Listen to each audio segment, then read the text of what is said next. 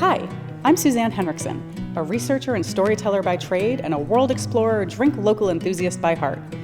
I'm traveling the world to celebrate and share the people, the process, the stories, and the innovations behind craft alcohol, and I can't wait to share our amazing finds with all of you. So let's get drinking, Crafty Cask style. Welcome to Lifted Spirits Distillery. We are here in Kansas City, Missouri, and we are so excited to head on inside and hang out with Michael, the owner and distiller, or he used to be a lot of distilling before he had to focus on all of this craft distillery ownership stuff. So we're gonna head inside and taste some of his spirits and check out his distillery and learn all about Lifted Spirits Distillery. Come on, let's go.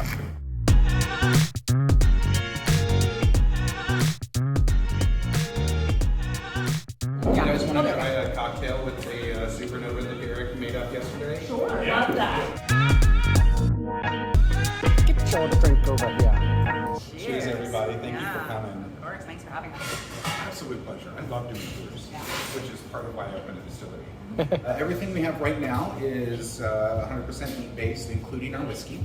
Where do you get the wheat from? The wheat for our whiskey comes from a farm in Wellsville, Kansas, just 30 minutes or so south of here. And then the base for the other ones is either a combination of that with a soft white wheat. It's a softer Russian wheat for the whiskey. Okay. And we use a combination of that and it's a hard red winter wheat. And then the base for our other ones is a soft white organic wheat from Kentucky.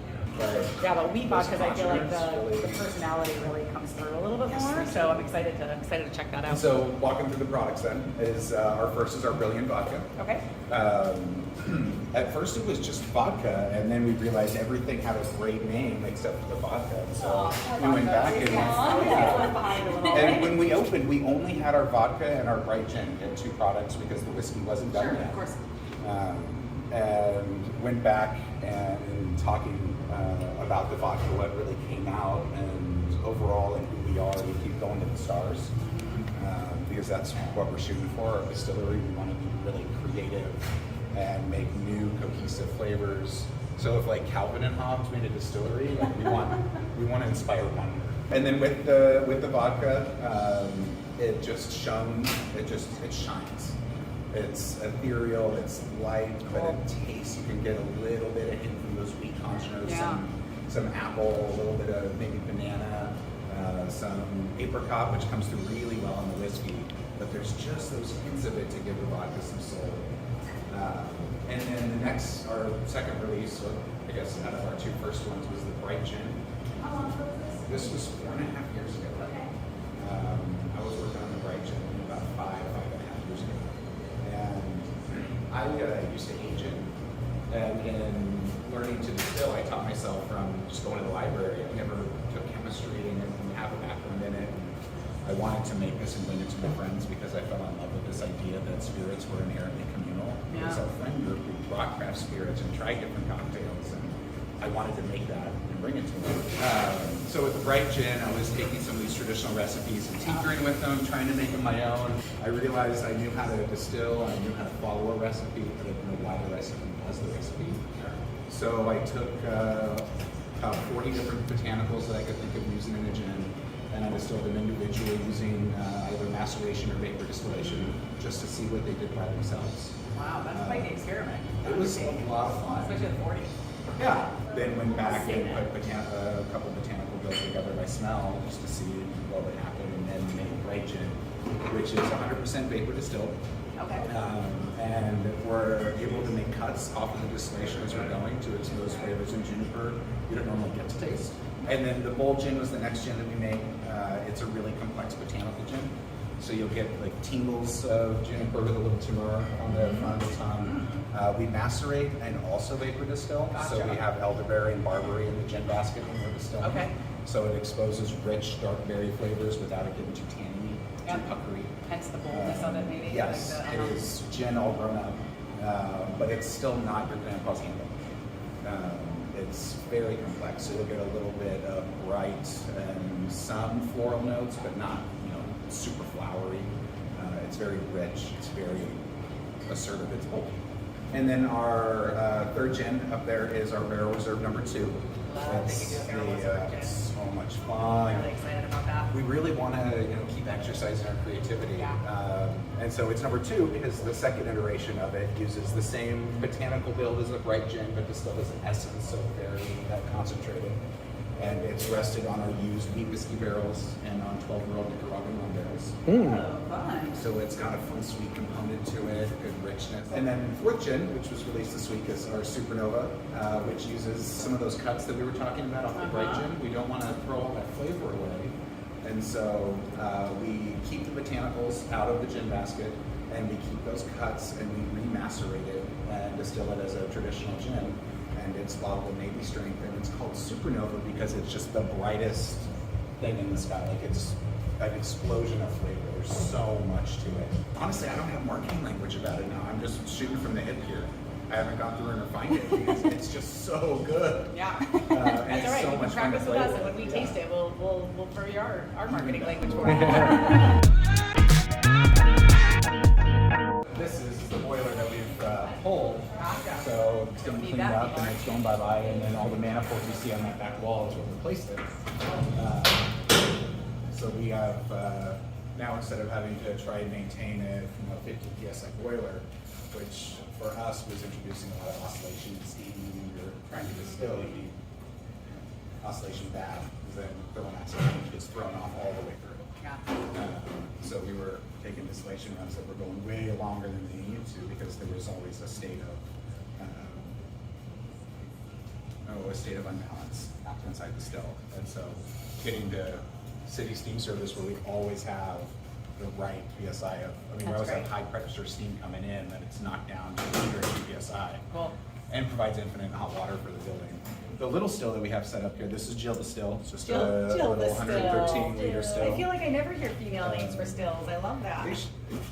They are what they are. Yeah. Yeah. Jill the This Still. one's Jill. I love it. And it hasn't, anyway. And so this is the still we use when we're doing our bright gin, also some other experiments as we're scaling them up. It's direct heating element in there, so we don't use it for mash, since we mill, ferment, and mash on the grain. And so in here is where that neutral sphere we've made goes.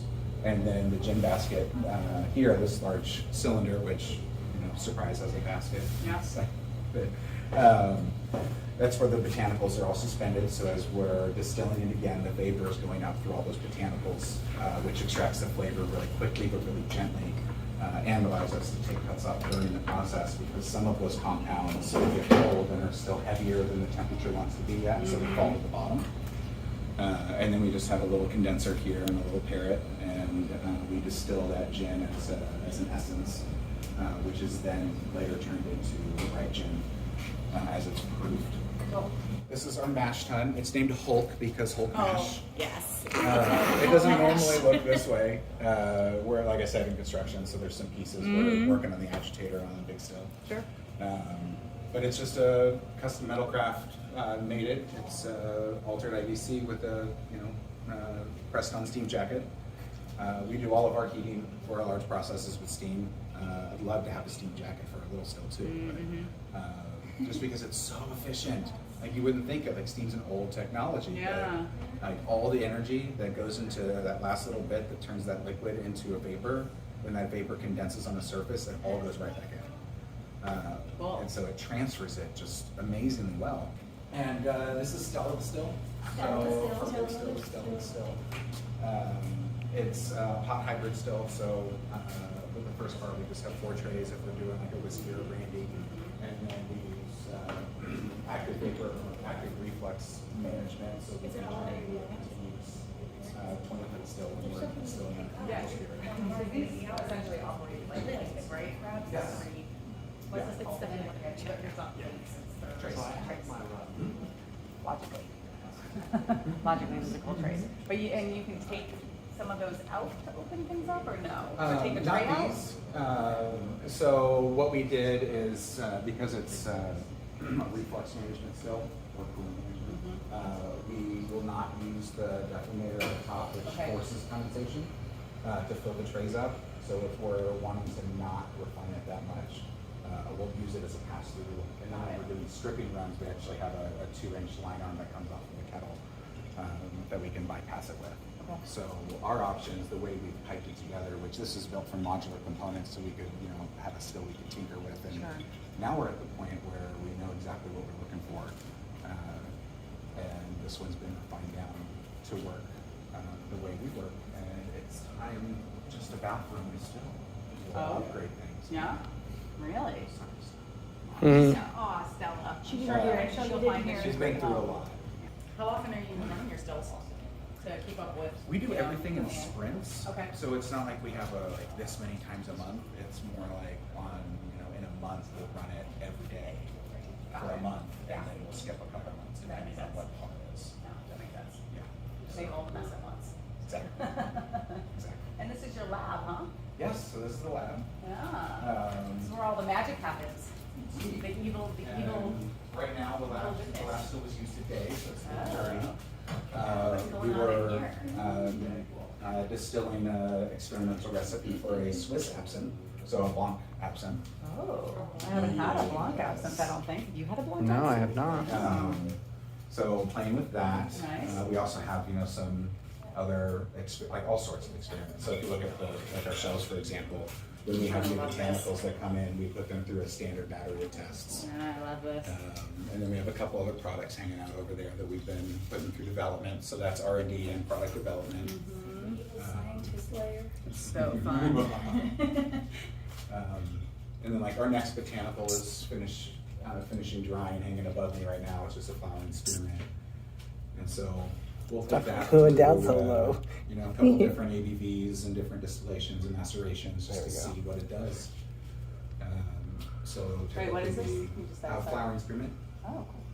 Very cool. So we'll put it through. We usually have 6 base tests that are a variety of ABVs, and then whether it's macerated, vapor distilled, or macerated and distilled. It's the magic wormwood.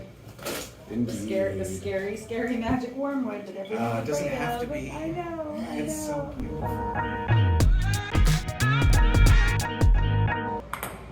So this is our event space. Beautiful. We call it the hayloft because it was a hayloft. So the building was built in the late 1880s as a stable for a big old ski bakery that used to be across the street there. And honestly, these 2 doors are where they brought the hay and everything in. And you can see right here, actually, when we got the building, there was a front door right here and another one further down where they would drop everything down. And a big reason I wanted to then open up a distillery was as a home distiller. Years ago, I was touring different distilleries and discovering that if you ask too pointed of a question, they would stop talking. And I'm like, this is BS. Yeah. These aren't secrets. Right. Like I read about it. I found this at the library. Yeah. And I don't know, the way I'm wired, anytime there's a curtain like blocking something or there's like Wizard of Oz stuff going on, like I gotta rip that curtain down. Yeah. And so I wanted to open a place, and that's why we have big old glass doors instead of just windows, is we love doing tours. Yeah. That was honestly one of the most painful things about COVID for my business was that I couldn't keep just doing tours. We offered free tours 5 days a week. Wow. And we finally opened tours up again, but we booked them online. Yeah. So we get to do them again. I get to have people back here again. But I remember in the lab, which is just back there underneath where the desk is. At that point, I was down there working on what became our final absinthe recipe. And this at the same time there was a wedding going on, and they had everything set up right by those windows. And so I'm listening to this couple say the vows. And I'm working on my absinthe. I'm like, I really get to do this right now? Like, So is this real life? Yeah. Is this my job? Yeah, because people used to live their lives around the still. It was a place where farmers would gather, like turn their crop into something that they could get to market or that they would enjoy together. And then after Prohibition, it became this cloak and dagger thing. I want to go back to it being open. Yeah. Let's do tours. Let's hang out around the still. Okay. All right, so brilliant vodka. Tell us about this beauty. So it's 100% wheat. Constellations on the front of it. Indeed, because it's ethereal. It's, Yeah. you know, of the stars. So it's got a smooth finish. It has great mouthfeel, and it should rest really well on the palate with just a couple hints of maybe some apple,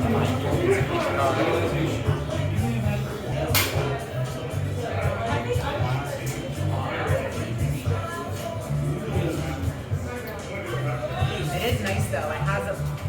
We were talking earlier about how people talk about vodka has to be neutral, and neutral, yes, but that doesn't mean flavorless. You know, it doesn't mean like water. You know, and like there is some character and some mouthfeel. Yeah, this is great. Yeah, this is really fun. I can see why you call it really vodka. It's very bright, very fresh, very kind of brilliant. Yeah, yeah, for sure. Yeah, excellent. This is a gin that we were just talking about. People that have had all the rum gins in all the wrong places. We have a lot of folks that come in that have, you know, we're in that place, and this is the gin that tends to feel that relationship. Nice. It does not smell like a Christmas tree though. It does you not. know? Yeah.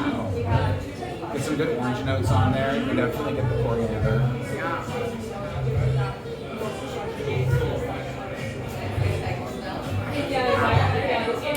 That's my kind of It's honestly, I don't know how I would label it. It's in style. It's like in its manufacturing, some lemon dries, but it's more like but it's not an American gin. It's like a transatlantic gin. It bridges both traditions. It's just not harsh, it's not sharp.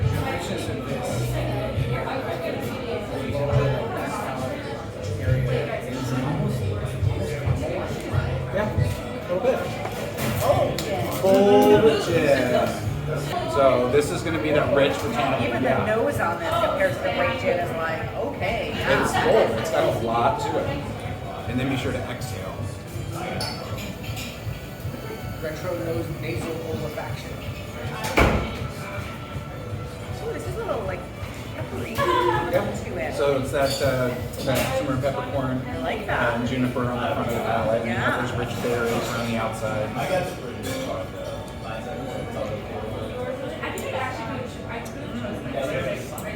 think there's even just like a teeny little bit of lavender that most people wouldn't pick out. And we're like, that's awesome that you can, because it bridged just a little gap on the mid palate. Yeah. I feel like it's more of like a dry lavender.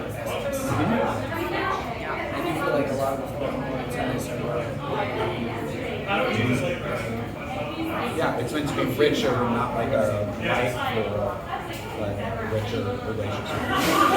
All So this is Supernova. It smells so good. So you turn it, look at that, like look at all that oil. Yeah.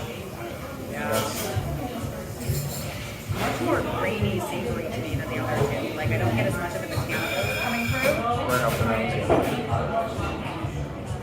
Like I might almost think this is a vodka if I was wine. One in a minute. Oh wait, now I'm getting a little bit though.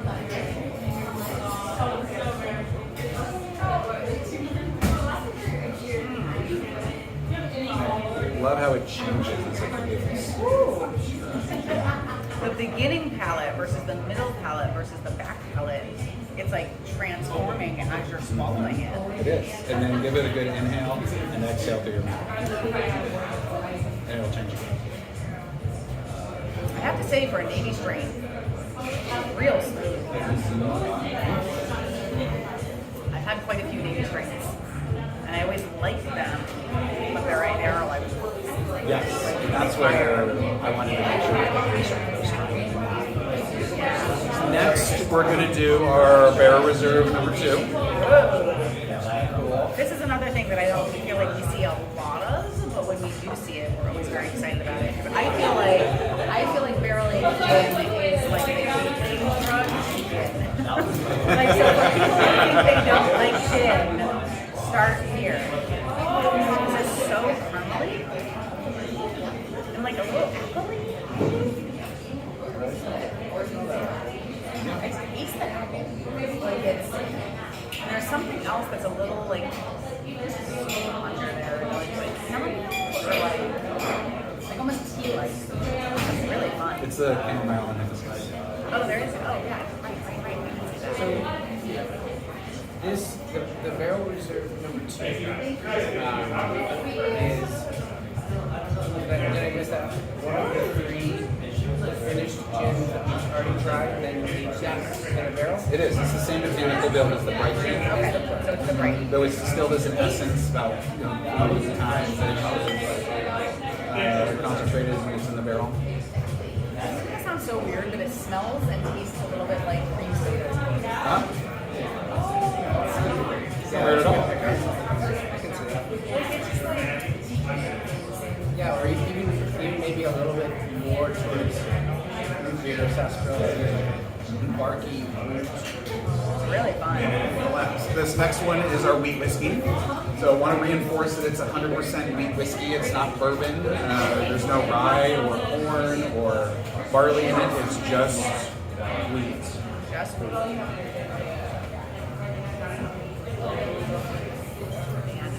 I love that coming through. That like almost just like high frosting. Like Especially how easily wheat can be overwhelmed as a flavor.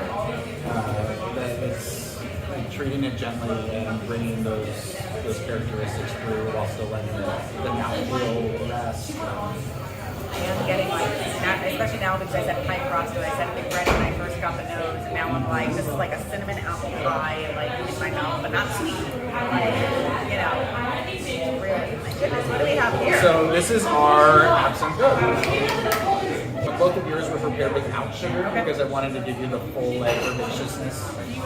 Wow. So there's a lot to it. However, there are strong black licorice notes because it's that trinity of absinthe is grand wormwood, sweet fennel, and green aniseed. So you'll get bitter, savory, sweet, like all together. Yeah.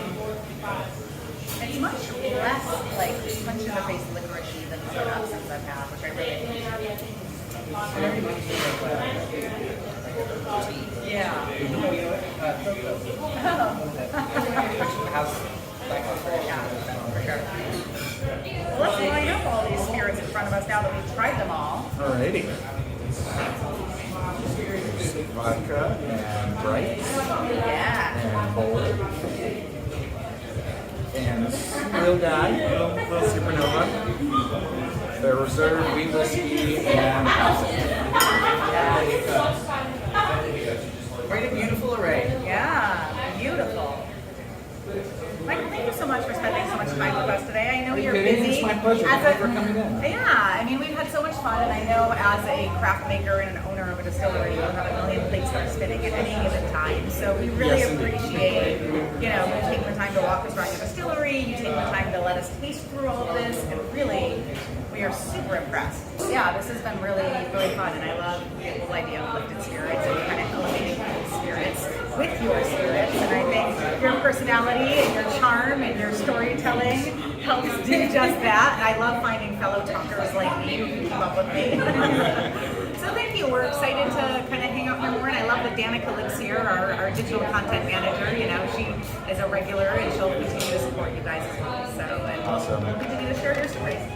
Yeah. Thank you so much. Thank you, everybody.